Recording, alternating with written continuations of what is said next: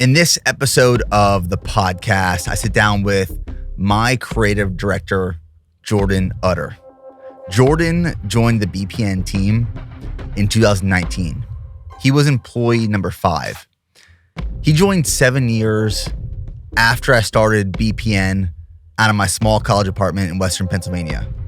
And for those first 7 years, I was filming, editing, and creating almost all of my own content. But in 2019, I knew I needed help in order to scale the business and focus on other parts of the organization outside of editing content. And when Jordan joined, it was a pivotal decision. It was a pivotal point of the year. It was a pivotal point of the business's life. After that, we grew 400%. We went from about 5.6 million in revenue to over 22 million in revenue. And we started hiring more people to join the team.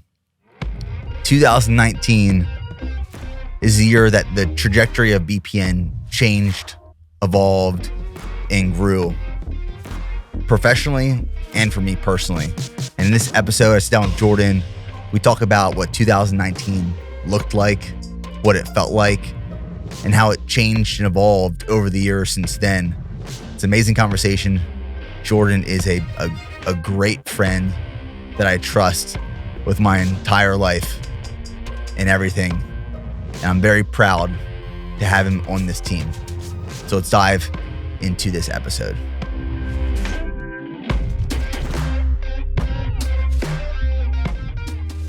Today on the podcast, we have BPN employee number 5, my creative director, Jordan Utter. This has been a long time coming. Welcome to the show, dude. Thank you, sir. Thank you. Starting 5. That feels good. I'm not starting 5, you know? So I'm equally as scared today as I am excited because I get a front row seat to all the amazing guests that come on this show. So I just hope this episode is as valuable. I'm trying to end up around like a Chad Wright and like a Jeff Cunningham. We'll see. So like full send in your face. Full send. So do you have a bunch of one-liners that you're ready for? I'm ready. Yep. You probably learned that from Jeff. All right, here's where I want to start in this conversation. We're gonna go to some extremes. One of the things I was talking to Steph about last night is you are one person who has been by my side for a long time now. You've seen me at my highest of highs. You have seen me at my lowest of lows, physically, mentally, emotionally, spiritually. And you've had a front row seat to BPN being built for the past couple of years. So you started in 2019 on the BPN team. Let's go back there. Let's go back to 2019, what BPN looked like, your move down from Ohio to Texas. Like, take me back there. Explain the situation of life you were in 2019, how old you were, what life looked like, and let's talk about the move to Texas. Love it. And I'm super grateful to share the story too, because I get this question a lot from like young creatives when we do meetups and things like that. I kind of get pulled to the side and like, how did you end up working for Nick? And hopefully it's a valuable story. But I think when I met you, I'd come down to Austin to shoot for another YouTuber actually. And he was doing a collab with you and we went to your gym. And so I was able to meet you and I was like, holy crap, I've followed this guy forever. And I remember after I DM'd you because Travis, the other YouTuber that we were with, is like, Nick's been looking for a guy for a long time, like a media guy. And I'm like, how's he not found someone? Like, this is a dream job. And so I just DM'd you, like, hey, would love to put my name in that hat. What does the interview process look like? And immediately you're like, can you come back like next week and film my half Ironman? I was like, absolutely. So came back the next week. And to even take a step back, I was 3 weeks from getting married at this time, me and my now wife, Michaela. And so I had to like tell her, hey, this could lead to something where we moved to Austin, Texas. We're in Cincinnati, Ohio. And Nick wants me to come film a half Ironman. And immediately she knew like, this is probably going to happen. So it was like immediate like panic in her mind. Like, we're 3 weeks from getting married. So I flew back. We're on the side of an interstate. You're doing a half Ironman. You're on your bike. You're running. I'm yelling at Steph. I'm in the back of the truck. And There's 18 wheelers flying by. It's 100 degrees out. You almost had a heat stroke. It was hot. It was very hot. And I was like, I want to do this every single day. It was so freaking fun. I was trying to be like really nice to Steph and like, hey, there's 18 wheeler. Can you get over? I don't want to die. And then also she would panic and it was just chaos. And I was like, I want to do this every single day of my life because at the time I was just doing freelance and I was doing a lot of weddings and a lot of corporate work and just not the most fun work. I was around a lot of fun people and that made it fun, but not the work that I dreamed of, not the stories that I wanted to tell. And I always dreamed of like working for a company like BPN or, you know, at the time, a YouTuber like yourself. And that was like the work I looked up to. And so, yeah, it was kind of, now I'm living the life I feel like that I had always dreamed of, but I was slowly losing hope that would ever happen when the job came along. And I was like, holy crap, like it was the most unexpected time right before I was about to get married. And I was starting to just think, maybe I'll just do this freelance thing and build my own little production company and just do corporate commercials and weddings. And then boom, life changed real quick. So we moved 2 weeks after we got married and walked in and it was Preston, Joe, and John working and you. And we had IKEA kitchen tables as our desk. And it was the most wild just first day. And the last 5 years had just been nuts. So yeah, as I was planning for this conversation, I think this can be very valuable and impactful for a lot of people. Yeah. Because I sent you over these notes last night, but yep. I just kept thinking back to the saying, the quote, "We plan and God laughs." Yeah. And for a lot of younger people, you try to plan the rest of your life. Yep. And as you start getting older and you don't hit these milestones as you expected or planned on, people start freaking out. Like, oh my gosh, I didn't get my dream job by 22. I'm not making six figures by 28. I'm not married by 30. I don't have kids by 33. It's like people start freaking out when they don't hit these milestones that they put in place. But the reality is, like, we can plan so much, but God has a plan for us and we have to be able to adapt and pivot to what we're facing. But yesterday I was on Sam Parr's podcast. Yep. And this is why I wanted to have this conversation with you, because he asked the question, how did you build out a media team? And he recognized, and he gave us a great compliment. He said a lot of businesses, a lot of brands want to become a media business, build their own internal media agency, but so many fail through that process. And he identified that BPN is one of those brands that have been able to do it successfully.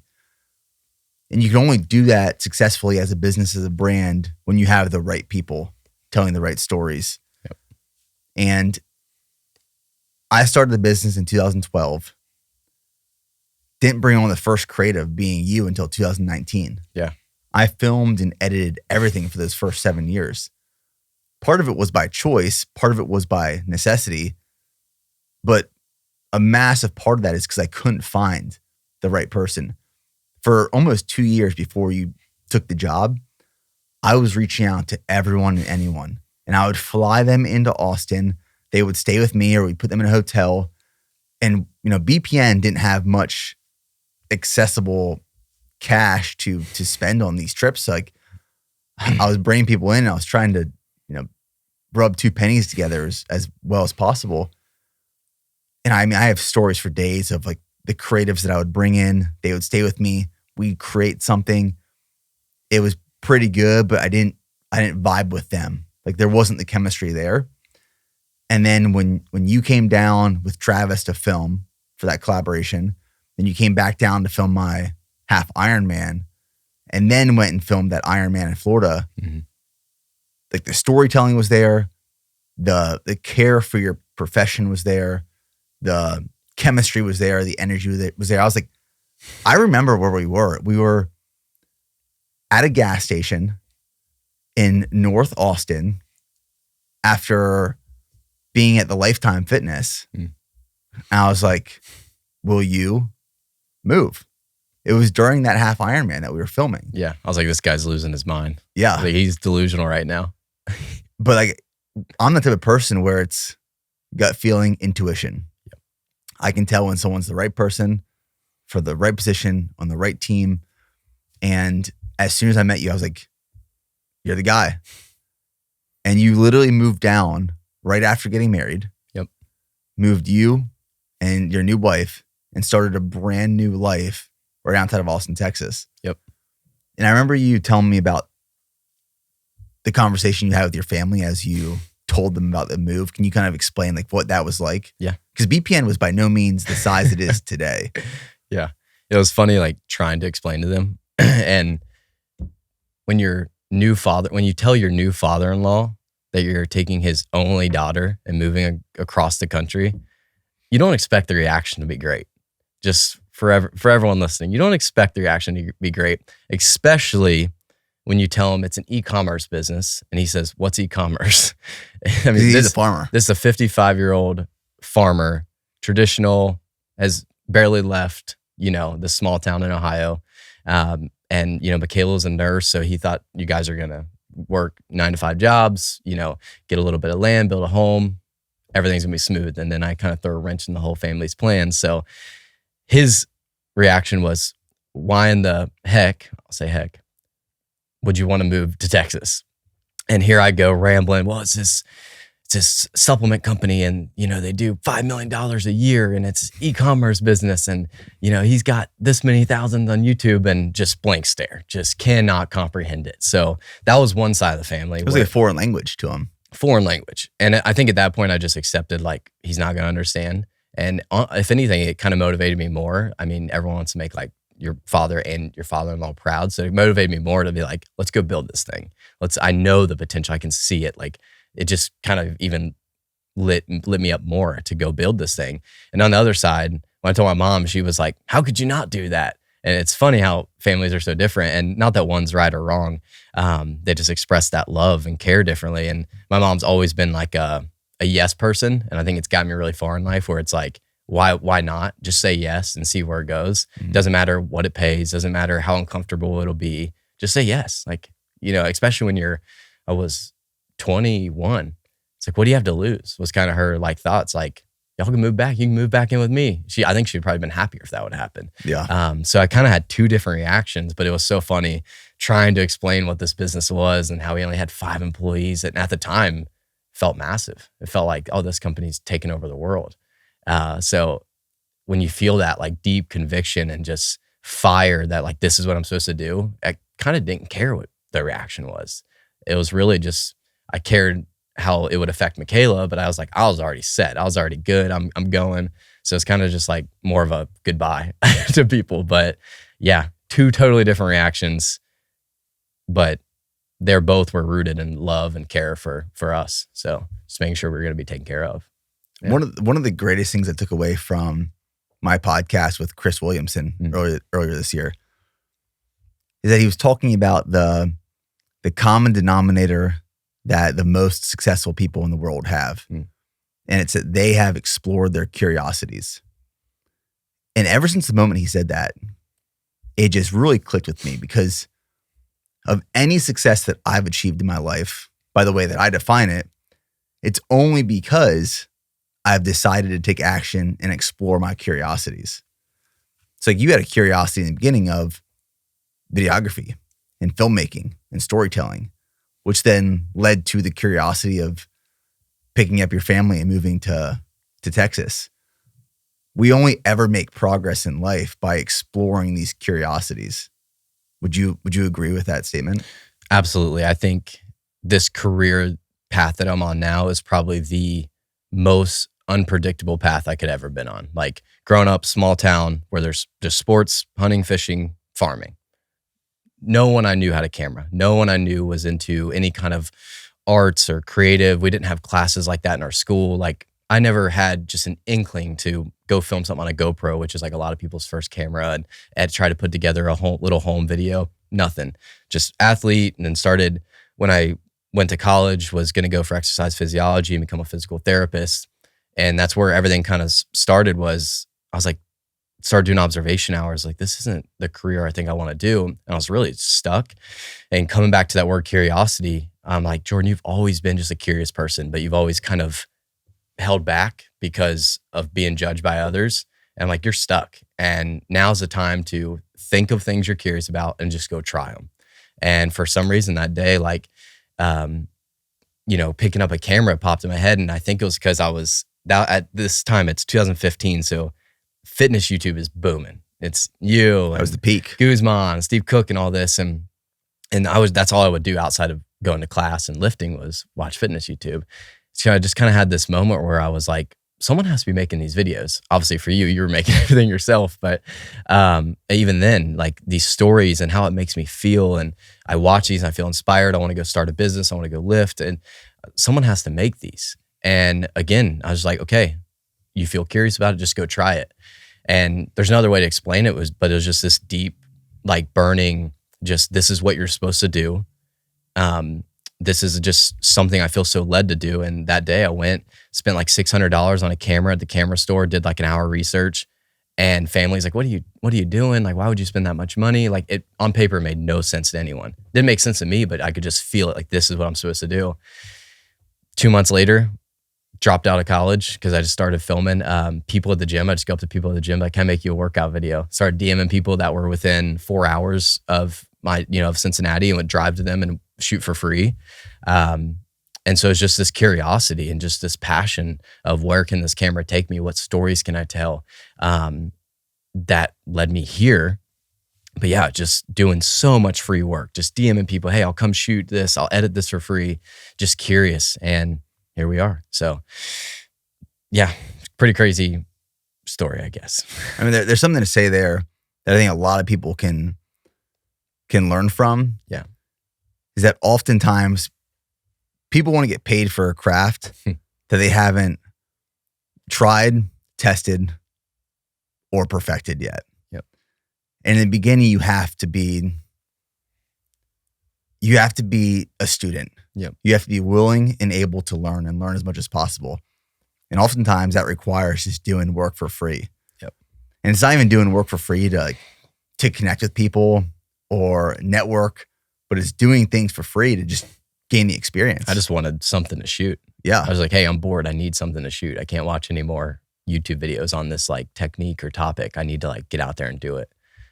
Yeah. And I mean, the creator economy has changed so much, I feel like, since then. And, then there wasn't as many people doing video, and it already felt like, oh, these guys are crushing it and everyone's getting paid. But now these young creators just are really losing touch with that, like, you have to earn it mentality. And that's like one of my big pieces of advice still is just DM people, go work for free. But it just feels like slowly losing touch with that. And it's just, well, my friend's been doing it for 3 months. He's already making a full-time living, and they just feel like everyone around them's crushing, everyone's balling, and it's just not the truth, like, frankly. So that's like one of my biggest pieces of advice still is like, just do work for free. Because I think even when I came down and filmed with you, I like wasn't, hey, you're gonna have to pay him a day rate, like, which is what I hear so many young creators now. And I'm like, are you serious? Do you know where this could go?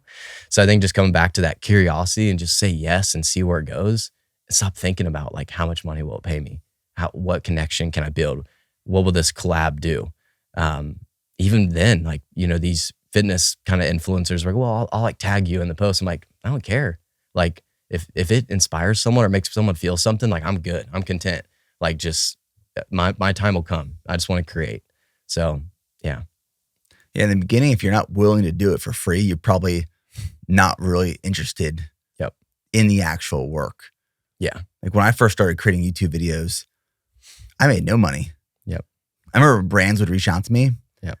Like this protein cookie brand reached out to me and said, hey, we'll send you like 5 cookies if you do a full video for us. Yeah. Sweet. Absolutely. Yeah. And we were recently talking about this.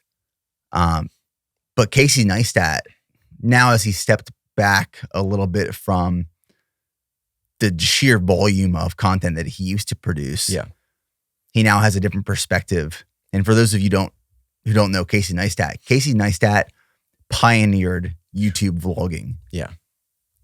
And set the stage, built the foundation for storytelling through a vlog, capturing an audience. Yeah. He is the one who inspired and motivated me to pick up a camera and tell stories through his editing, through his style, through the dialogue. Yeah. One of the most influential people of my entire life and career. Likewise. I mean, he's a legend. Yep. But I've been listening to a lot of his podcasts and conversations recently. and you and I have talked about this, and one of his greatest frustrations with the creator economy right now is people are no longer showing up and creating for themselves with originality and through authenticity. And he refers to it as the Mr. Beastification, where you have Mr. Beast, who is an amazing creator, who is the largest creator on YouTube. But that's his blueprint. That is his intent. That is his strategy. That is his plan. He has a full team behind him. But everyone tries to replicate what Mr. Beast has done on his platform. And when they do that, they don't create authentically to them. They're doing it to try to replicate what has already been built. And that's the issue with the creator economy. That's the issue with the world as a whole right now, is we are just imitating what other people are doing in hopes of achieving what they have achieved, even though it isn't true and authentic to ourselves. And that's just it's a dangerous place to be, but it's also miserable and it's not fulfilling in a huge sense as well. Yeah, not to sound like two old men here just griping on what the creator economy used to look like. But dude, I mean, even say 2015, 2016, like it's wild today that you can build a following off replicating what other people are doing. Whereas 2015, 2016, probably up until 2019, like if you replicated what someone else did, you would get roasted. You get like blacklisted. Yeah, as a creative. Like I know we've talked about it now. That is how people are building it. Like it seems like that actually is the blueprint now, is look what's working, look at the trends, what songs, and do the same thing. But I think like that's where it comes back to the question you have to ask yourself. It's like, what's your intentions? What's your goals? For me and you, I know like that's our worst nightmare, is creating trends and creating things that other people are doing or replicating what other people are doing. But what sets us on fire is like, how can we pioneer? How can we be trailblazers of, I don't even care if it becomes a trend, but just new concepts, original ideas. Like, let's think of something different. Let's edit videos differently. Let's shoot them differently. That's so much more fulfilling. So just, oh gosh, that just feels so much better when you put a video out that a lot of times we're like, we care how it performs, but we're not analyzing it like these people are, where it's strictly just business. It's strictly numbers and analytics and likes and comments. Like we're looking at, what are the comments saying? Like as far as how's it making people feel? How's it impacting people? We go to meetups, like what are people saying about the videos? It's like, what's the heart behind it is way more important to me than just growing for the sake of growing, which feels like now is everyone's goal. Well, there's longevity and there's more runway when you're creating or even just working through a passion in which you believe in. And I believe that's why we've worked so well together for so long now, is because we feel the same way about the work that we're creating and what we're putting out there and how it's received. Yep. And it's more of a intuition, gut feeling, subjective measure rather than this objective measure. A lot of creators get caught up on, a lot of businesses in general, like not even just creators, but businesses in general get caught up on key performance indicators, KPIs, objective measures, P&Ls, balance sheets, data, which it's important. It has a time and place. However, if you just try to build something based off of data, black and white, yes or no, you lose the heartbeat. Yep. You lose the DNA, you lose the pulse. And once that pulse is gone, you have something that is just, it's literally dead. Yeah. It's dead. Yeah. And I feel like on the other side of that, I feel like a deep responsibility with the platform you've built, the platform that we're trying to build. And just as a creator in general, to use my gifts and my talents to make something worth watching. Like I think people lose touch that there's human beings on the other side that are being bombarded with noise and just bland content. And it's not standing out for the sake of our own clout or our own hype and people saying, oh, they're unique, they're special. But it's like, let's stand out to make people truly like feel something and shift their perspective and maybe open their eyes to what they're capable of and help people reach their full potential. And like, we're not going to do that just by making this self-fulfilling, trendy content that just meets our numbers, but doesn't actually make, make content that is worth watching for people, that they stop in the middle of their day and say, oh, I'm going to watch this 13, 15, 20-minute video of Nick Bears because I know I'm going to come out on the other side a better person. That to me is like the responsibility and like the duty that I think we carry.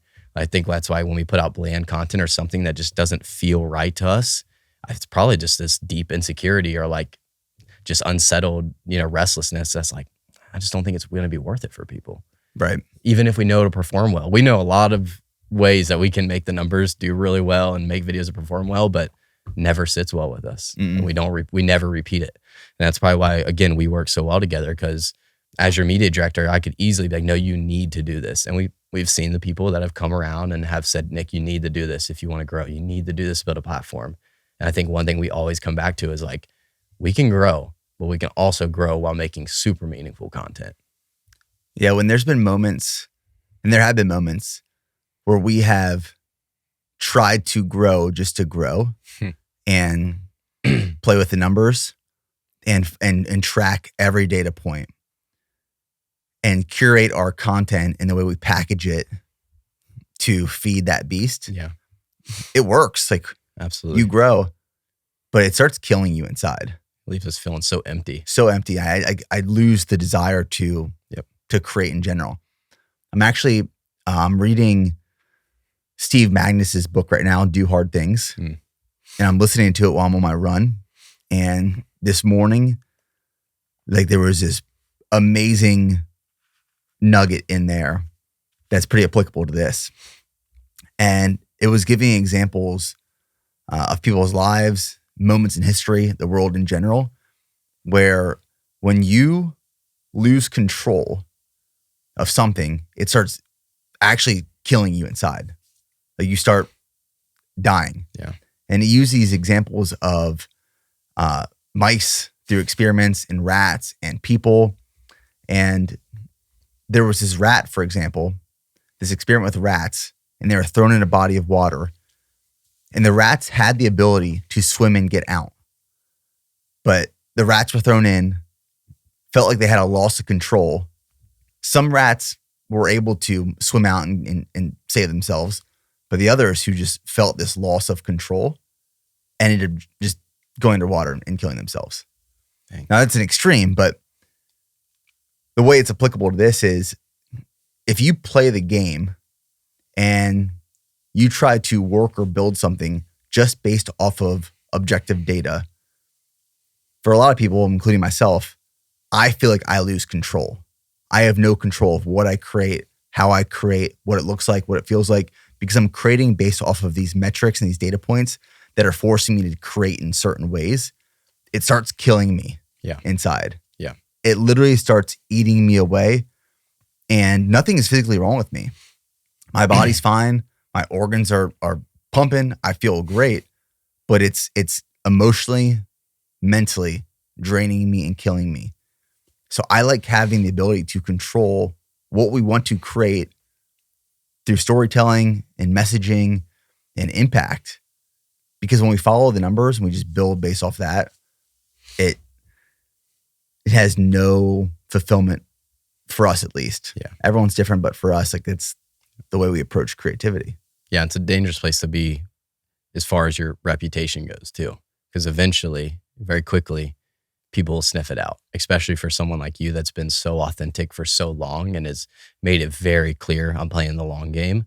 As soon as we start to play into trends, people sniff it out. And I think, like, on the flip side, if you build something off of trends, the real you will eventually come out, and people will sniff it out. They meet people in person, like, oh, it wasn't who I expected it was going to be. Or people build, off trends and this identity that isn't true to them, and eventually it gets exposed. So I think, like, when it comes to this content game, like, at the end of the day, reputation is probably one of the most important things you can have as well. So, yeah.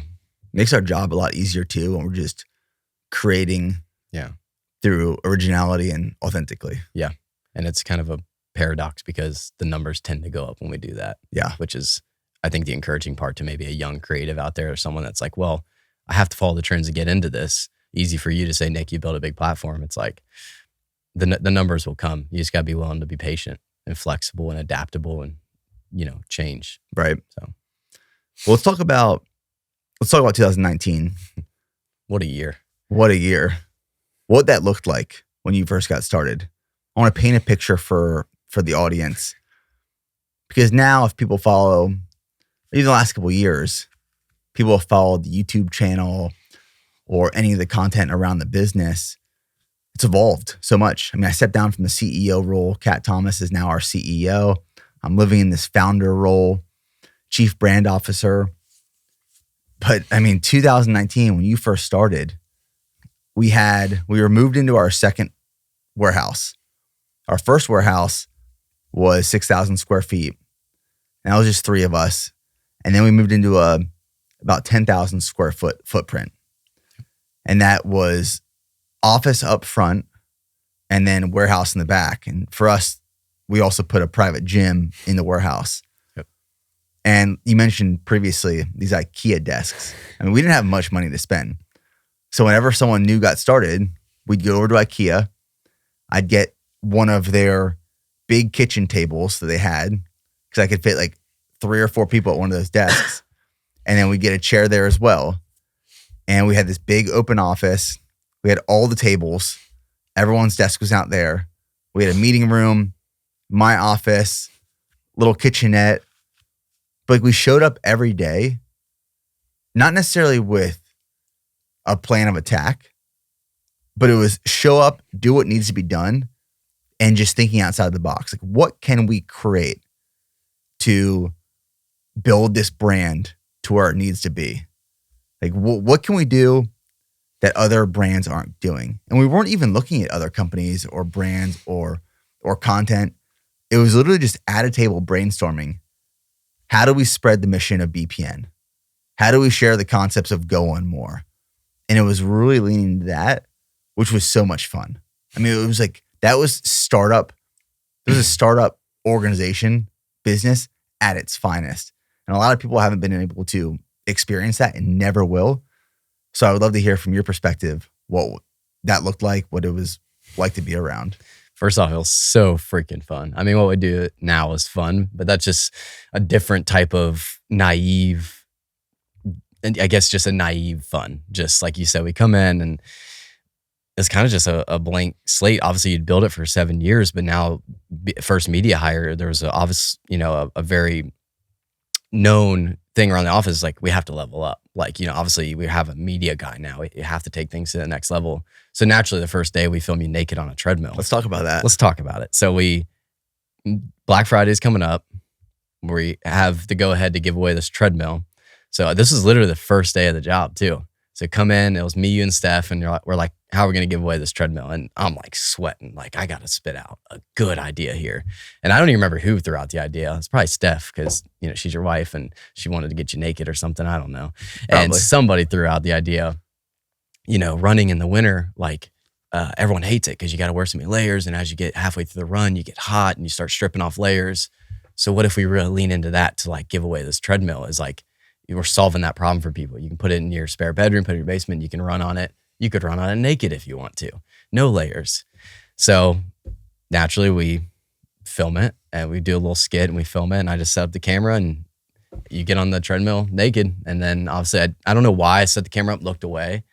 Because at some point I had to go into the footage and edit it. Yeah. But I blurred out the butt real quick and we gave away a treadmill. And then we did our first $1 million on Black Friday, first $1 million month.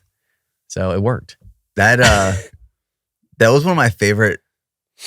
I mean, I could never go back and do that again. There'd be like, I'd probably be sued or there'd be like HR complaints. It was right in front of like 2 windows. That's the best part, dude. So the way we had the gym set up, it was at the part of the warehouse that had all these big windows. Yep.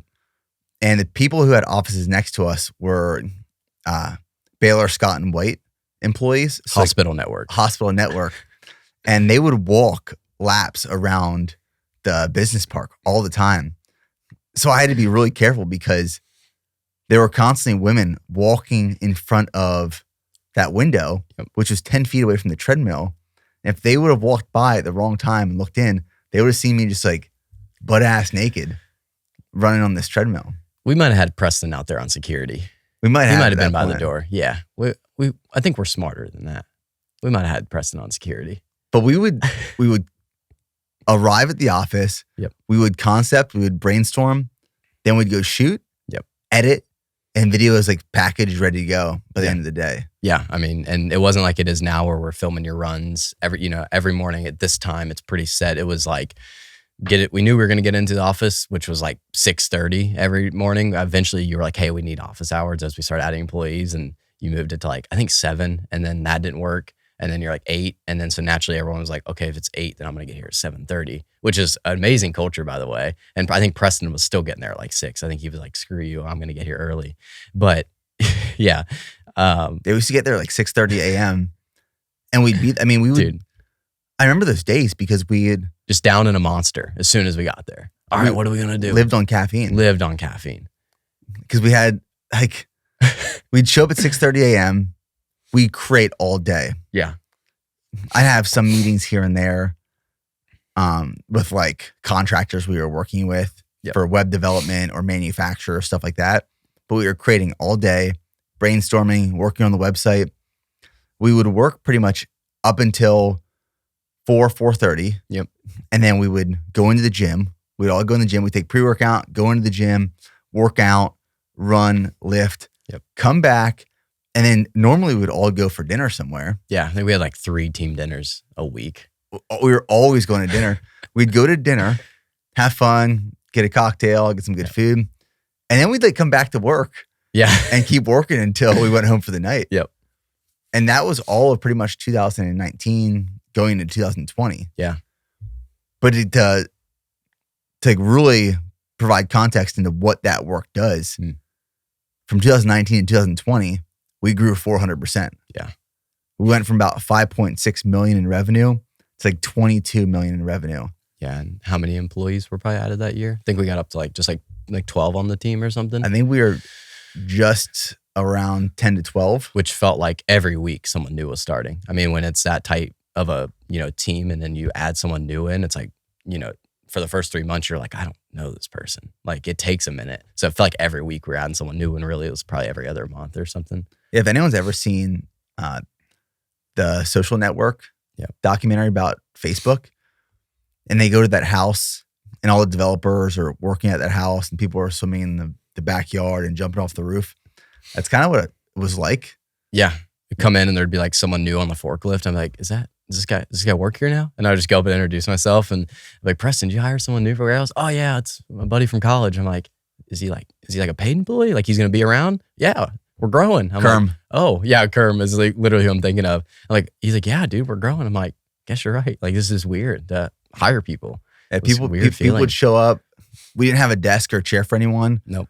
We had this like, we didn't have a lunch table. We didn't have a lunch table, but we have this iconic photo that I love. I got to find it. It's right after Trey started. Yep. So Trey started as our social media manager. Yep. In like May of 2020, I think. Yeah. A couple months after COVID hit. And I have this photo of, it was our media room. And our media room had a rug in it and just cameras and all this camera gear on the outside perimeter of this room. There was no table. There was no chairs. We were all sitting on the floor brainstorming for videos around each other with like notebooks in hand. And then every day during lunch, I'd call everyone into my office. I'd have Jimmy John's pulled up. Everyone put their Jimmy John's order in. Jimmy John's would get delivered. Remember that lady who would deliver the Jimmy John's all the time? Yep. I think we like probably got her a promotion or something. I'm sure. We kept her busy. But that was 2019 was like whatever it takes. Yep. Absolutely. Whatever it takes. Build. Tell the story. Go to manufacturing facilities. Let's film. Let's create content. Like let's document building the brand. Yep. And recently I started reading and finished the book, Show Your Work. Actually, I handed all of you guys that same copy. Yeah. I'm like partway through right now. I need to speed up. By Austin Kleon. Yep. And that book describes the way we built BPN. We documented and shared the entire process on social media as we were doing it. So it made content creation pretty easy because we were just sharing. Just experimenting, testing, like learning, testing, learning, and just failing a lot along the way. I mean, we had so many concepts that we would shoot and we were supposed to like post the next day or the day after for a massive sale. And then it was like, hey, this just doesn't feel right. All right, what's a new concept? We'd shoot it, scrap that. Yeah. It was wild. During those first couple months and even that first year, like what was your overall takeaway? What was the reality like compared to the expectation you had prior to moving down to Texas? It's a great question.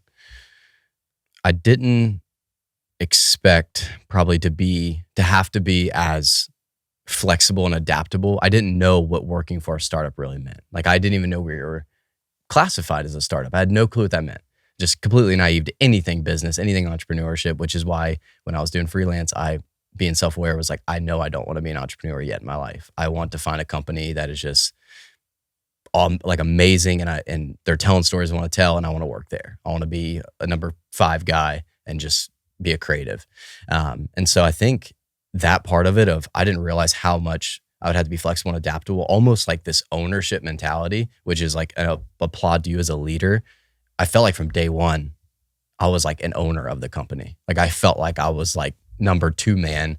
And I think everyone on the team felt that way. There's just such this sense of ownership in everything we did. And I don't know if that's like a character trait of all of us individuals, or if it was like really implemented from you as a leader. I think it's probably a little bit of both. Like you probably saw that and that's the reason we got the job.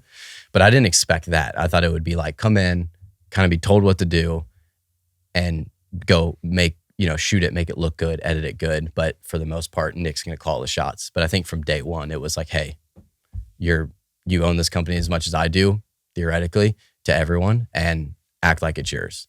And that was like really shocking. And then that came with, holy crap, like every day is going to look different. You got to flex and adapt and evolve and fail and grow.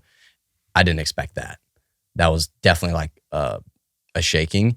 And I know we've talked about it recently, and I think I learned very quickly, mental toughness isn't just like being really determined and resilient, working really hard.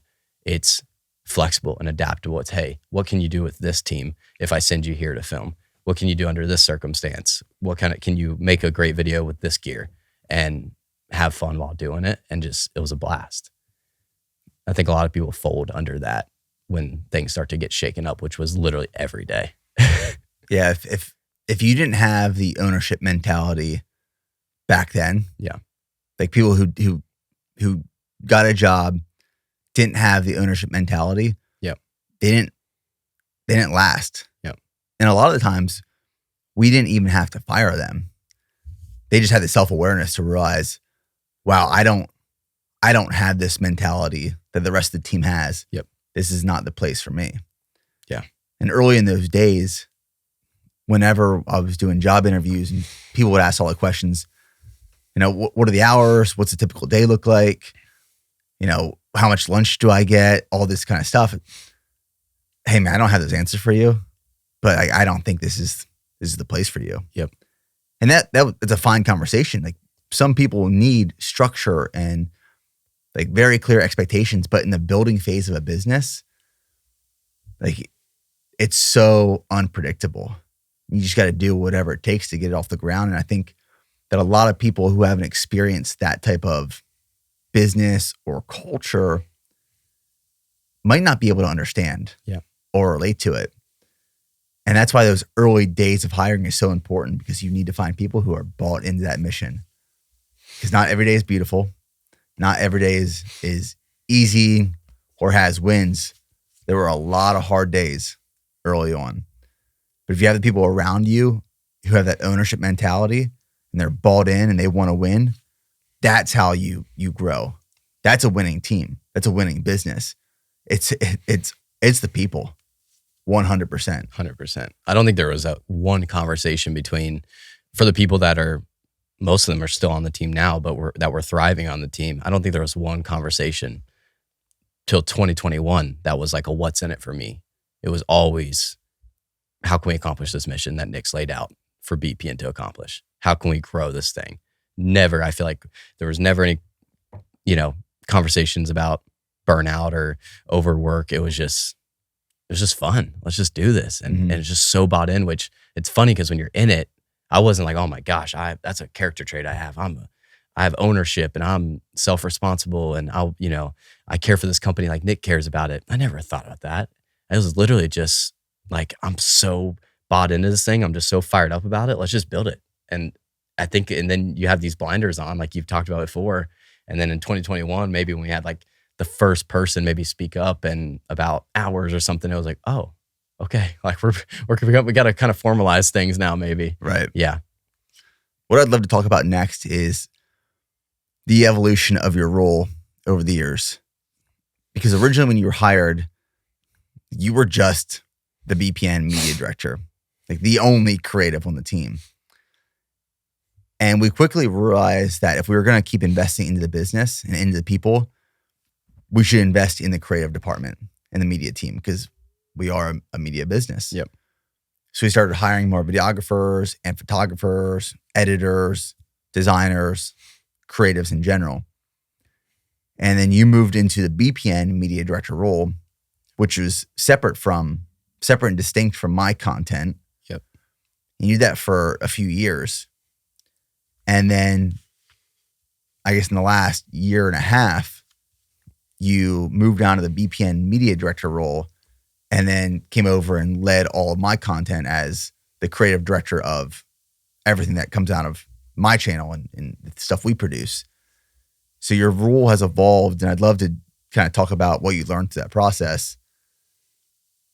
But before I hand it off, yep, I want to say the one thing that I've learned over this entire experience has been a lot around leadership, obviously building a business, building a brand, the ins and outs of that, leadership, people, relationships, trust, management. I've learned through this process that I believe I'm a strong leader, but I'm not the best manager, which is one of the reasons I stepped out of the CEO role and I manage very few people now. But another thing that I learned that I've made mistakes through in the past, and I've set you up for failure historically, is that I thought I knew what was best for people. And I thought I knew what was best for them without asking them what they wanted or what they thought was best for them. So I moved you into the BPN media director role without asking you what you want. I just assumed, okay, Jordan probably wants to be promoted and he wants some sort of leadership role. He wants to manage people. I'm going to elevate him in this new role where he's not actually creating anymore. He's just managing people and systems. And I saw that destroy you, which is ultimately why you've moved back over to my team. But I've not only made that mistake with you, but I've made that mistake with a lot of other people in the business because I thought I knew what was best for them, but in reality, I didn't have the conversation with them. And that's why I think it's really important that communication it's not a monologue, it's a dialogue. It's a conversation between two people and deciding mutually what is best for both parties for a successful outcome. I thought as a leader, the CEO of the business, I would just move people where I thought they wanted and needed to be, which was not the right thing to do. So I recognize that I've made those mistakes in the past, which has put you in compromised positions and put you in positions where you weren't thriving. You were barely surviving. So I'd love for you to explain that evolution, what you've learned through that process of the different roles, and ultimately how you ended up back into what you're doing now and how that feels in comparison to where you were previously. Yeah. And I mean, to kind of speak on what you were just talking about, like you're just doing the best you knew. And our lack of self-awareness was, that sounds great. Like more title, more people under me. And I think as a young creative, that's what you dream of. Is, oh, I want to be the media director. I want to be the creative director. So naturally, when you have a young kid come in your office and that's really fired up and is like, oh, can I get promoted? Can I like have more people we're going to add to the team? Like, obviously we're just going to go, and when you're in that startup phase, it's like just these waves of momentum and we're all just making the best decisions we can and just going with the flow of the day. But I think the curse of that is you never take a step back and really think and have like more reflective conversations. It's just kind of everything is on the offense and progressing and adding to the team. So I think from both fronts, probably speaking for the people, maybe the other people that maybe you feel like have been hurt by it too. It's like, we thought that was the best deal as well. And then, going off of that, like with the management leaders, I think I learned very quickly, I'm not a manager either. I like leading. I like getting people fired up about the mission, to take the field, and this is what we're going to do. And then after the project's done, I love seeing people just be so fulfilled and fired up about their work and passionate. But I don't like, hey, we got to hit these deadlines. Hey, what are you working on today? Hey, let's do a one-on-one meeting, especially with 5 people under you as on the team, which is like, I think what I had when I transitioned back to your team. And Casey's talked about that. Casey Neistat's talked about that a lot, where he's like, I hate working with big teams. He's tried to hire editors and stuff. And so I think being very self-aware, I definitely agree with that as well. But I think like the biggest thing I've probably learned through it is, man, like no matter how much things suck and how burnout you feel and just, things feel meaningless, or you just feel like it's chaos every day, everything is always working for your good. Like, it's as cliche as that sounds.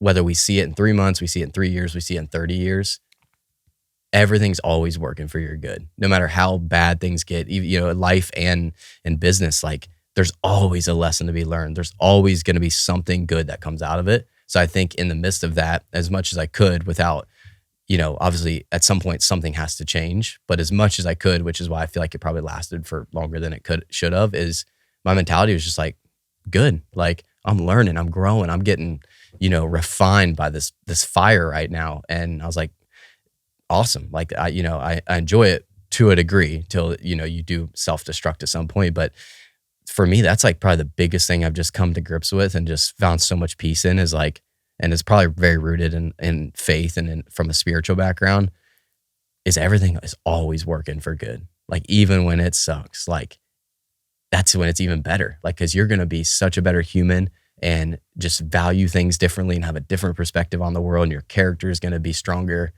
when you go through hard things. Like, I think most creatives right now are like, how can I get to this point where everything is convenient and comfortable and I'm making good money and I'm leading people? Man, I like when it's kind of like a little more chaotic sometimes, because I'm like, I'm going to come out on the other side of this in a year, 5 years, whatever that is, a lot better creative, a lot better human, a better husband and son and friend. That just gives me like so much peace and honestly like so much joy when things are tough to a certain point. At some point, things have to change. You can't completely surrender to it, but yeah.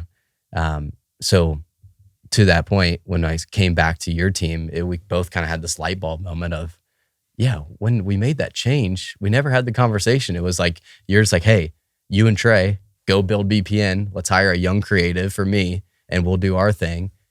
And that's how it's going to go. Go film with these athletes. And that's what we did. We traveled all 2020, all 2021 as a team grew. We filmed with athletes. We were doing brand campaigns and ads, and you were kind of doing your thing.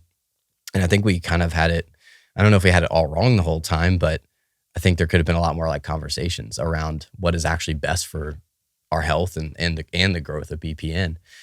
So when I came back to your team, I was stoked, because I also felt like even from a friendship level, we had kind of like grown apart a bit. Whereas like kind of talking about earlier, like the early days, we were just like, it was like best friends. We were just having fun every day creating, and it was still a business and there was still like a healthy balance of friendship and business. But we definitely slowly grew apart, where it was like, hey, I'm just doing things with my team and I report to Nick as like a CEO. But other than that, we weren't really like tight as friends. So I was stoked when I came back to your team, because like, I feel like I'm back in Nick's corner again. Mm-hmm. And I know we've talked about this, and that's why I was so grateful, because I'm like, I feel like I'm back in Nick's corner, get closer to him and Steph again. And it feels a little nostalgic, like old times. And then beyond that, it was just like, it's a smaller team.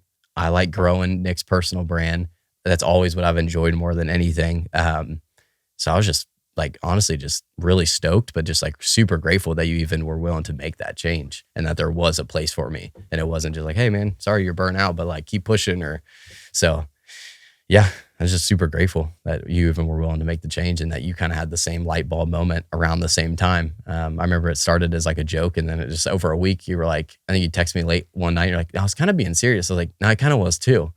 And then it just evolved into this. And I think we're both in a lot healthier place, putting out a lot more meaningful work than we probably even anticipated. Yeah. I just had a light bulb moment actually just now. So let's take the situation of you and me, for example, where we started building this thing together and it felt right and it was right. And we were doing like really great things. But we thought in order to get to the next level, we had to change what we were doing. Yeah. So we made the split. Okay, you lead BPN's content. Yep. I'll stay on my content. We'll build in parallel. Yep. But like BPN will now be able to have the expansion that it needs. Yep. Into this next phase. Yep. Which felt like the right step. But with every step forward, it actually almost led us into the wrong direction. When we finally, 3 years later, had the realization, hey, we should just go back to what we were doing originally. That worked out pretty well. So we did that, and it's worked out really well since. BPN, here's my light bulb moment.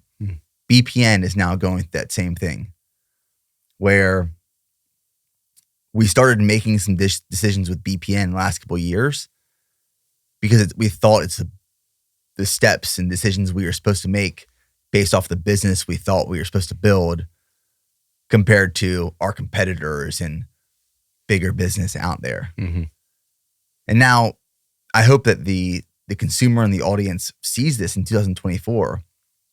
But in the last couple weeks, we've had the realization as a business, hey, we should go back to what we were doing when it was really sinking and really working.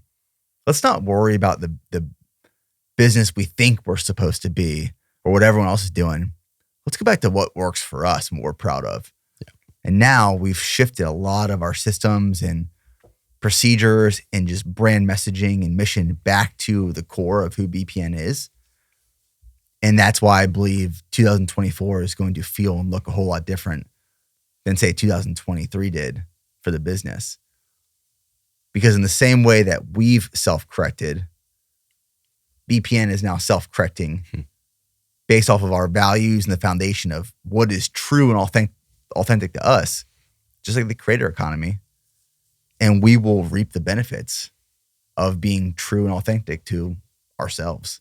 Yeah, and I think when someone hears like 3 years or even talking about BPN kind of getting off course this past year, it's like, how could you let it go that long? But when you're building a business, like every day is like a blink of an eye or snap of a finger. I mean, it's just this tidal wave of good things that you're just going with the momentum, riding the wave, and you hardly ever have that time to like, you hardly ever take the time to reflect, ask questions, pause. And I think to that point, I would even add another key characteristic to that mental toughness is patience. Like I feel like a lot of times when we've gotten off course, it's because we're going, and we think like, oh, there's a little more growth we could get here, or there's a little more we could do here, and we kind of like rush it.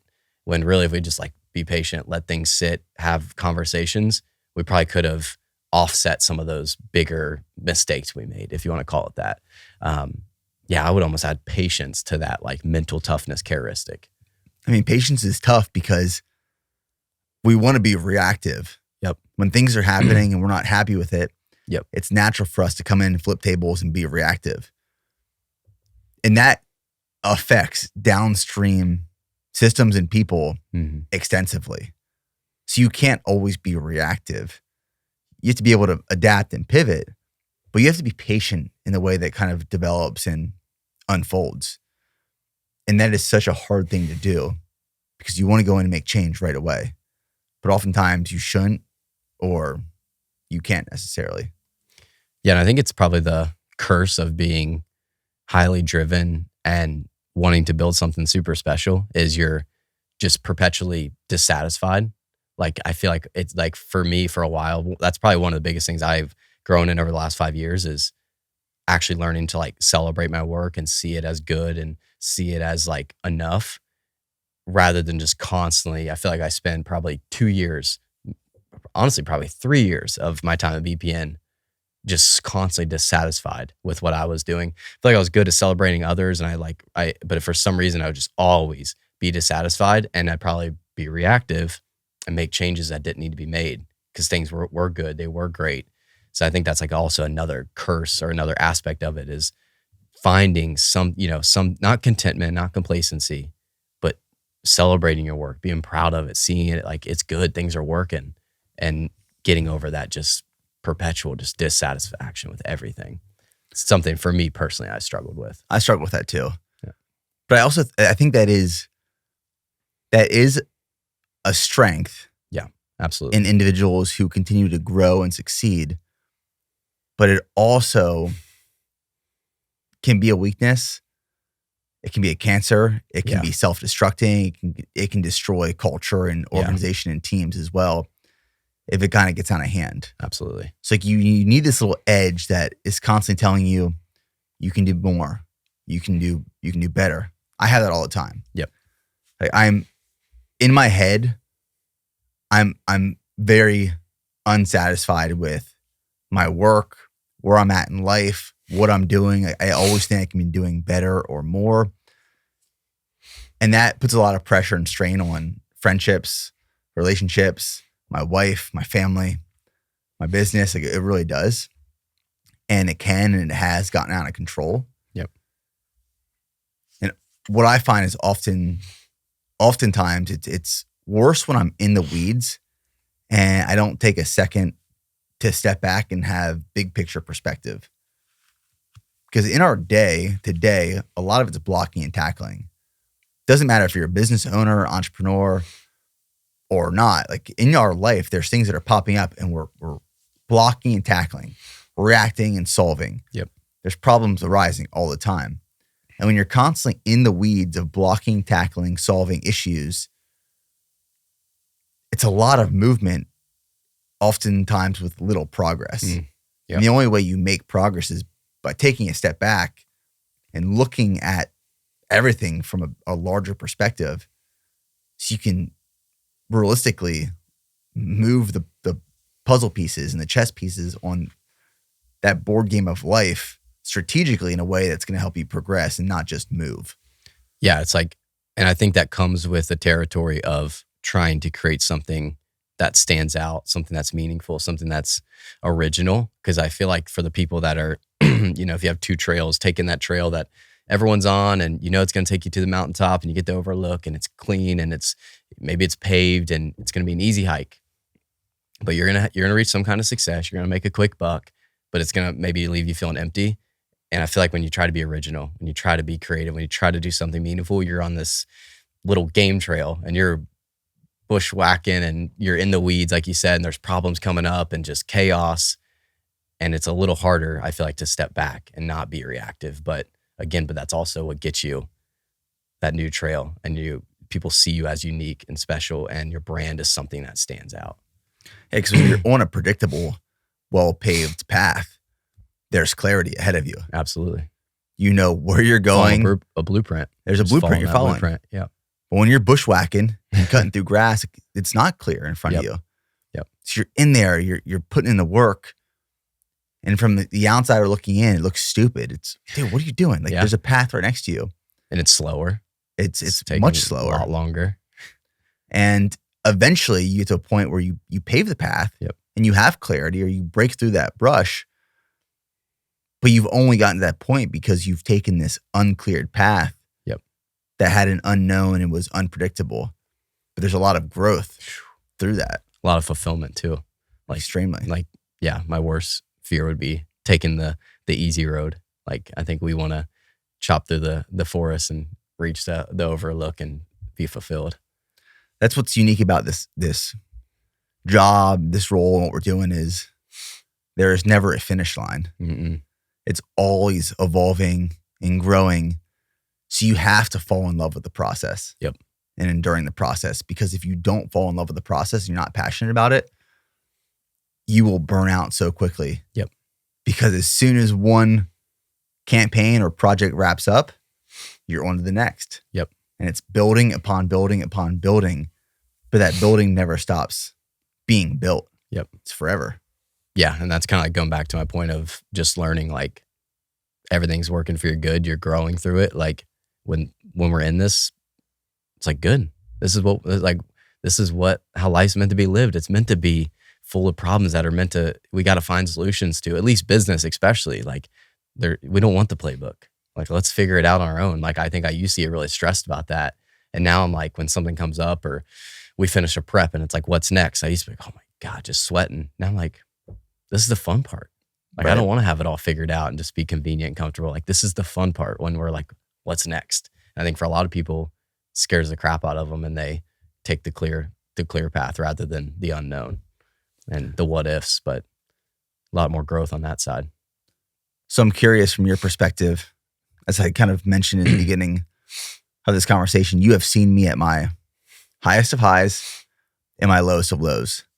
You've seen me probably lower than anyone else in this business has seen me.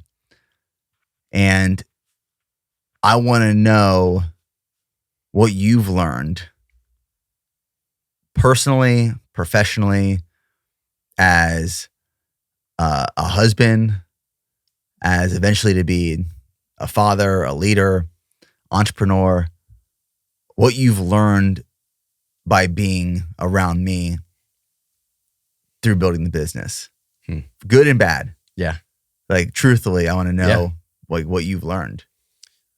Man, I don't want to sound like a broken record, but I think it's just, life's a long journey. And like, if you expect it to look like this, you're going to be dead wrong. Like, it's going to be up and down and plateaus. And it's only been 5 years. That's the crazy part. It feels like we've been doing this for, I mean, obviously you've been building BPN for 12, but it feels like we've been working together and going through life together for 15, 20, at least from my shoes and what I've seen you be able to go through. And again, it might sound cliche or sound like a broken record, but for me, it's like, life is just a long game. And if you get too high, too low, and I think this is applaud to you, because I've never heard you in those moments of failure and shortcomings and when things suck, make a gesture or say something that feels like you're worried about the short-term benefit. Like, nothing comes to mind, at least. Everything is about, how does this affect things long-term? And, you know, you may get too worked up over it and not let it play out enough, which is, if we're being truthful, that's where I sometimes like, hey, like, it'll work out, you know, because I feel like you're the type of person that wants an answer. You want a solution to the problem. You want to figure it out. You want to understand why, like, in the moment. And I think sometimes, like, man, life is just long and it's going to be up and down. And we think it's just linear with our career and with marriage and having kids. But I feel like it's going to rock your world if you don't have a firm foundation and you're like, all right, storms are coming. Things are good. Storms will come one day. Storms are here. It'll be good one day. I think just that level-headedness and just realizing and playing the long game, as cliche as it sounds, for me is like one big thing I've learned. Because like you said, like, there is no finish line to this. And I think the most unhealthy seasons of life that I've had is like looking for a finish line, looking for that thing to grasp onto of like, when we get here and if this happens, but what about this? That always leads to so much just self-destruction and just such an unhealthy way of living. But when we're in that storm, we're in that chaos or failures, even on the mountaintop and highs, like finishing Leadville and finishing projects, it's just like a level-headedness and just realizing like things won't always be good. Things won't always be bad. Like, let's just like have fun, live life. Yeah, that's probably the biggest one. Makes me think of a sailboat. Yeah. I'm not a sailboat expert by any means, but I think that sailboats are really hard to tip over. Just the way they're constructed. You always see them, they're like on their side, but they're not tipping over. Exactly. It's crazy. And sailboat captains have to be really level-headed. That's my thought process. Imagine. So like for our honeymoon, Steph and I were in Cabo. Okay. And she booked a sailing excursion. And she thought it was going to be like this romantic bottle of wine, charcuterie board on the sailboat. I think she was thinking of like a catamaran maybe. Yeah.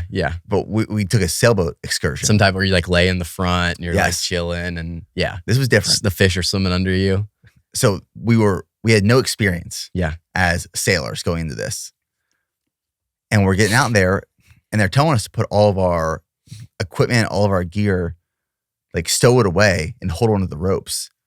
We're thinking like, what's going on? What's about to happen?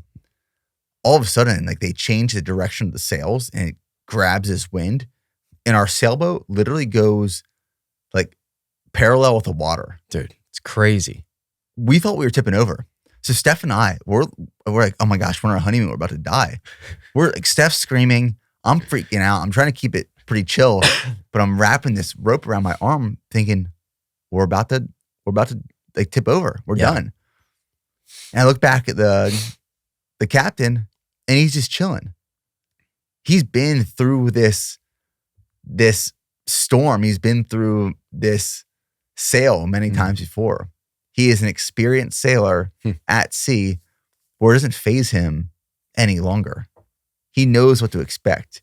He can battle the resistance and the obstacles and the struggle. But for the person who is sailing the first time or first couple times, it's scary. It's very intimidating. And you think you're about to die. But through repetition and through patience and through experience and through years, you become so adaptable through the storms. You become so adaptable through the lowest of lows and the highest of highs. And the swings aren't swings as much anymore, where you can stay level set and steady in a more effective and efficient way. That's how I kind of view these past couple of years for me, where these things that used to rock my boat and flip me over don't anymore, because I've been exposed to that stimulus more frequently and with more repetition. So I don't hit the lowest of lows as much as I used to. I don't hit the highest of highs as much as I used to. Yeah. But you've seen me like times where I've been distraught. Yep. And low and hurt and angry. And I think personally, I've grown a lot in this past year. I mean, obviously faith has become a more critical and important part of my life in this past year. And I've really leaned on faith more. And I've become a stronger believer this past year, which I know has helped me tremendously. But I can feel that I've grown a lot in this last year, where the things that used to rock my world and throw me over the edge and make me react aren't anymore, because I now see the bigger picture. That as much as I plan, God laughs. Yep. And we can't plan for everything, but we have to be able to adapt and pivot and grow through that. And that's how you keep moving forward. And through it, you can actually enjoy the process and you're not just sucking the entire time. Yeah. I think like the sailboat could almost be an analogy where like the captain's kind of like God. He just watches us squirming and panicking. He's like, we've been through this before. Like, you're going to be all right. And he laughs. Even if the sailboat tips, like, I'll walk on water. There'll probably be a buoy. Like, you'll be all right. You'll learn to swim. And so obviously I say that very humbly, because there's obviously like really devastating things that people go through in life. And even when, you get hit with bad things, we're not saying we're perfect, where it's like, oh yeah, it's okay. Like, absolutely not. You might be distraught for a day, a week, a month, but eventually this perspective comes back that things are working for my good. This life's a long journey. And at the end of the day, like when you have a faith, a strong foundation built on this strong rock, it's like God's bigger plan is at work. I'll be okay. And yeah, that's so much peace in that, I think. So much joy that even comes through some of that like trouble as well. Because you realize like, I'm going to come out on the other side a way better person. When things are good, you're not really growing. That's true. Yeah. I mean, that's been the most rewarding part about building this business. As we've built this business, we've gone through a lot of hardship. Yep. At many times we've questioned what we're doing and why we're doing it and how we're doing it. But it's because we care. Yep. And if you care about what you're doing or how it impacts the people in your immediate life or by the means in which it's reaching and touching people, then it probably doesn't have much meaning in your life as a whole. And it's probably not supposed to be there. But this journey for me, at least, has been so rewarding. Likewise. I cannot imagine a life without the experience. And what even blows my mind even more is here we are sitting in the beginning of 2024. There's a whole nother chapter. Dude, we're still so young. You're like, what, 33? I'm 33, about to I'm be 34. 26. Like, we have so much to learn. We're going to be laughing at this podcast in like 3 years. That's the best part. That's the best part. That's the part that you have to find like joy in, knowing that, oh, we're going to look back at this in 3 years like, what did we think we knew? That's life. You mentioned earlier about like when you moved down to Texas and you're explaining to Michaela's family about like the business. Like, Yep. They did like $5 million in revenue and Protein powder, warehouse, all these things. I remember vividly during those years, 2017, 2018, 2019, pulling the team together, small team. Yeah. Pulling the team together saying, guys, we're one of the biggest supplement companies in the world right now. And I believed it. Yeah. I believed it when I started. I didn't know. It's like, I just 5 million. Like, God, this is crushing. I thought to myself, because for me, building was head down. Yep. And just build. And I'm thinking, we're on the top right now. We're one of the big dogs. Then I got slapped across the head and realized you're not one of the big dogs. I feel like every good founder's had that delusion though. Like you watch these documentaries, you watch The Social Network, and at first it sounds like delusion to everyone. And until you actually accomplish it, your timetable might have just been a little off. You got to believe. Yep. You got to believe in what you're doing. Absolutely. And that's how you have longevity. Yep. In your work. Yep. I mean, how much does that play in for you of your care for the craft and the mission by which you are creating? Like, it's not just a job. You can go create videos anywhere, but how much does the mission impact the work that you're doing and the passion behind what you're creating? It's everything. I've always told my wife, Michaela, I'm like, the camera right now is just, and this laptop that I edit on is just a medium to which I get to, make work that fulfills me. But one day it might be, I mean, who knows? It might be plumbing. I don't know. But to me, that's just a medium. But if I'm not doing something that has a strong mission, a mission that doesn't need to change the world, but it needs to add and be a positive light in the world, then that's my work. Like, that's one of my biggest fears is working a job that I don't feel like has any just impact. I'm not utilizing the talents and the gifts and the abilities God's given me to, carry this mission into the world and just help it and be a positive, light in it.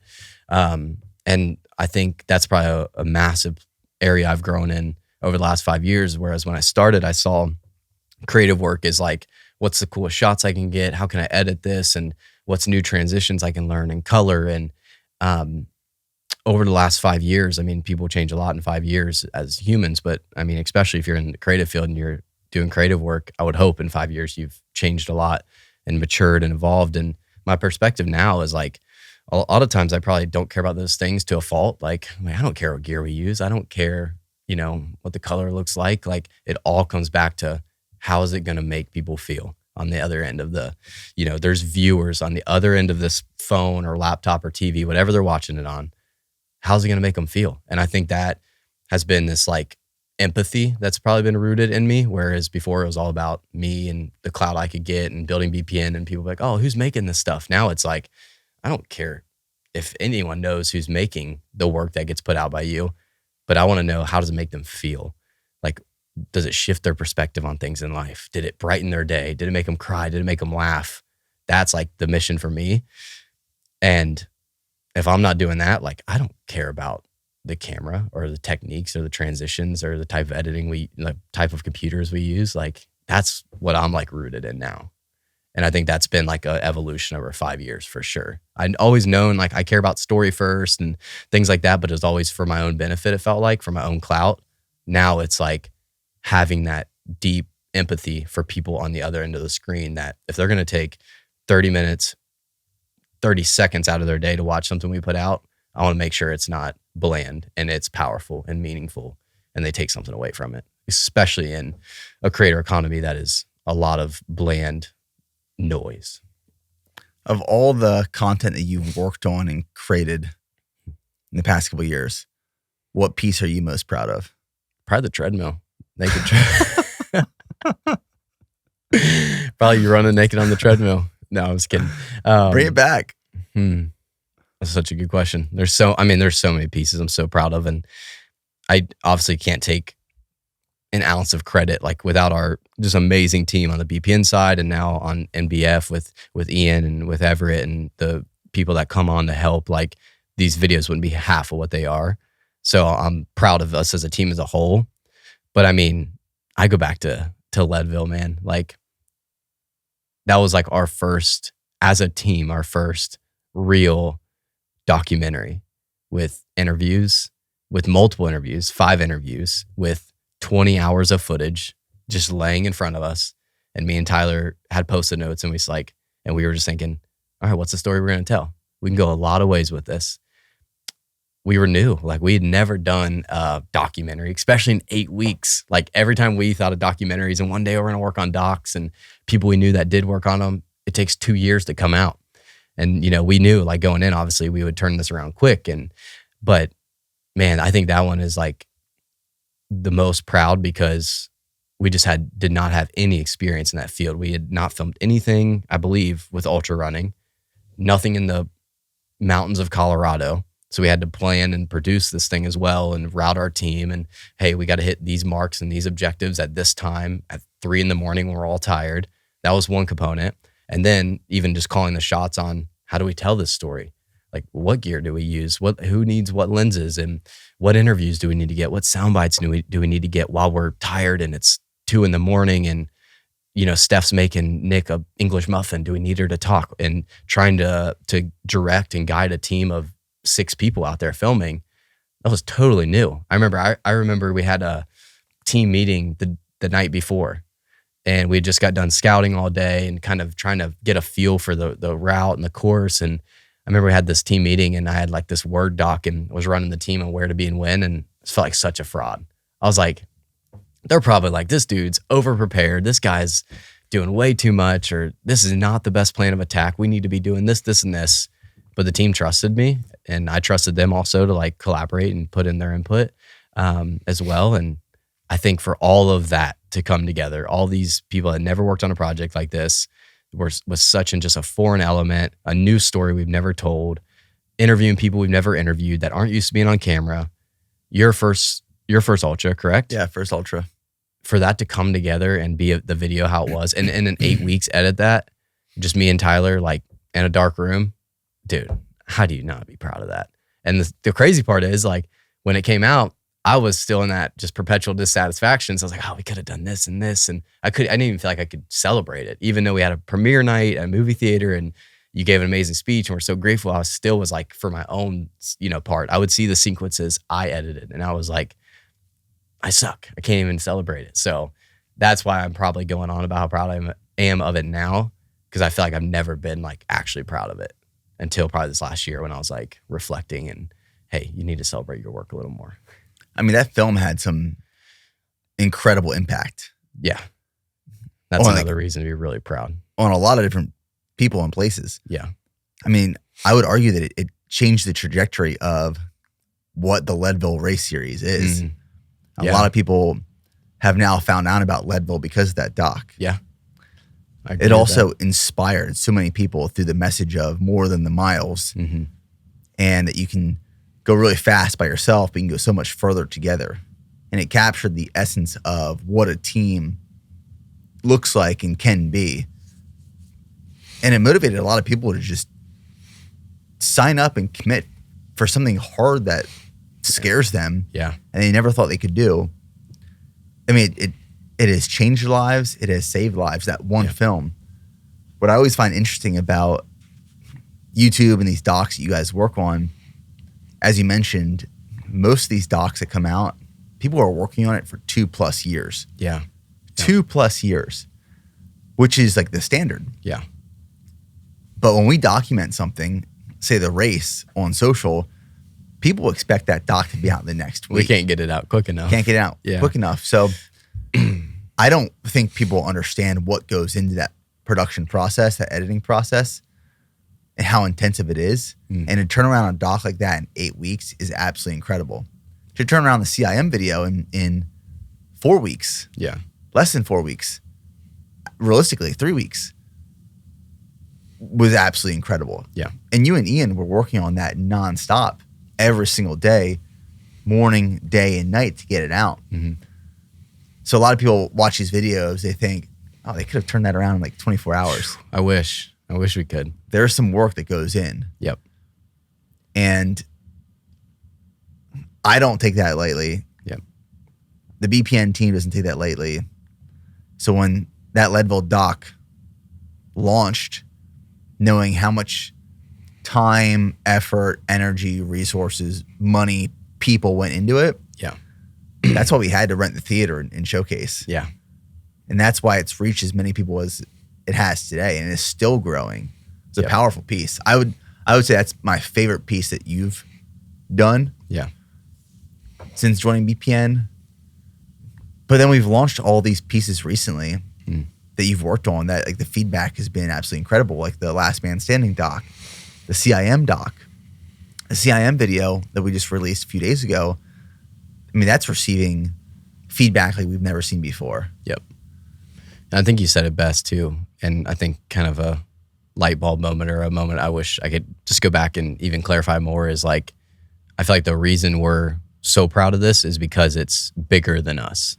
Like we're not proud of it because, you know, it actually all those reasons. Yes, we're proud of it. But at the end of the day, when we're most proud of it is when we see this feedback and when we see people like this changed my life. I signed up for this race because of this. I'm a better husband or wife or father, mother because of this. That's when I'm like, I don't even care if there's now again, healthy Jordan, not younger creative Jordan. Now I get beyond myself. I'm like, I don't care if there was 10 things I would have done differently in that video or if I'd had 2 more weeks just to touch it up a little bit.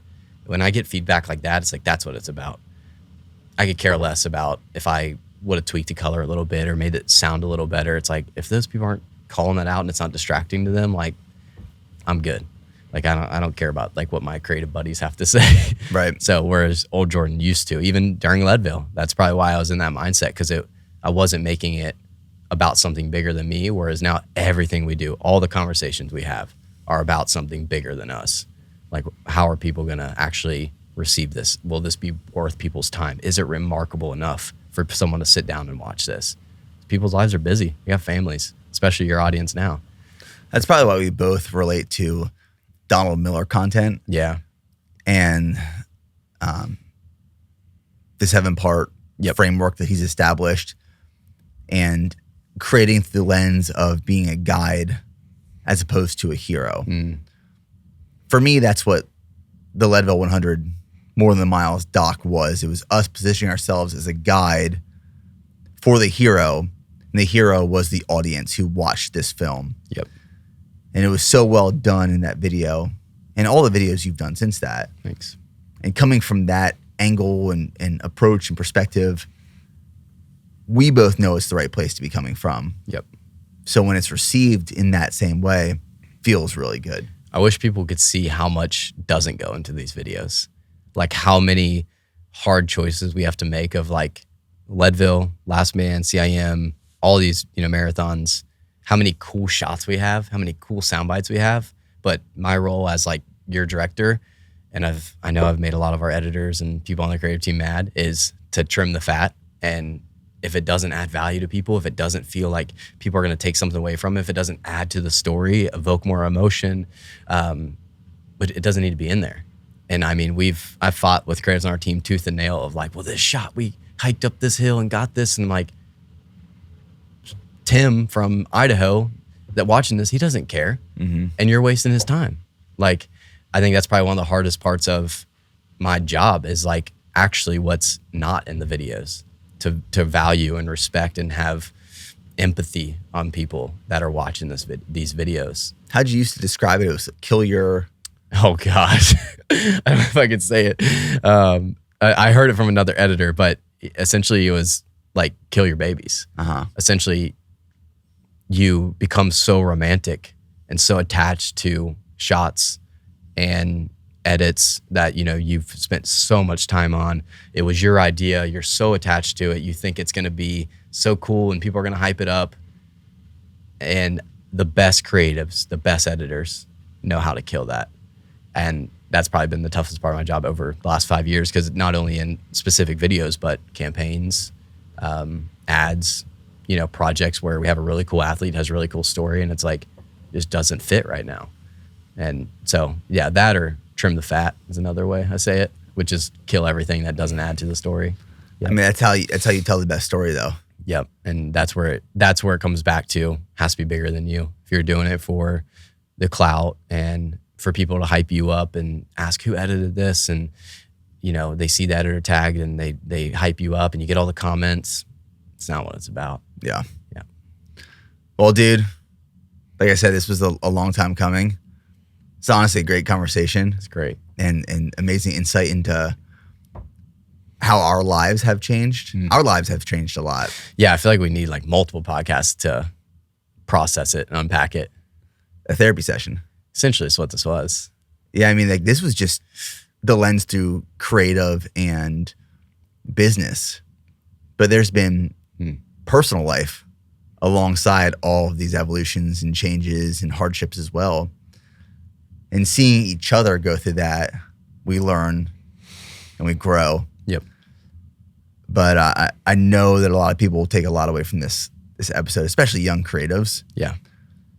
Or people fighting the resistance to try and plan for their life every step of the way, and realizing that you can only plan so much and you have to be able to adapt as God laughs at you, because he has a greater plan. He's going to guide you in that direction. You can resist and fight it all you want. Yep. But you're going there, whether you like it or not. Yep. Surrender to it. Yeah. Well, thank you for having me on, and thank you for just allowing me to be part of the team. And so grateful to be a part of the team and get to come into this office every day, or even if I'm working from home for the day, just feel fired up about my job. And I think a lot of people take that for granted a lot, especially in today's world with so much opportunity. And I'm just grateful for where I'm at right now. Appreciate you, man. Absolutely.